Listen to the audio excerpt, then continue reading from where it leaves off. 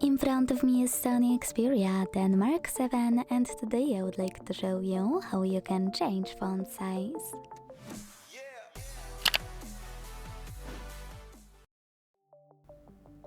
Adjusting font size is one of the first things I do while testing new devices to make it comfortable for my eyesight and also for all of you watching on YouTube.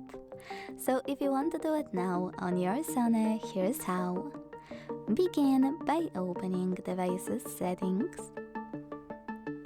and scrolling a tiny bit to tap on display. Now scroll again, but this time tap on display size and text available under appearance. Now operate this slider under font size to adjust it and check out preview at the top. When you're ready, go back. So when I do that, as you can see, size of my text has changed.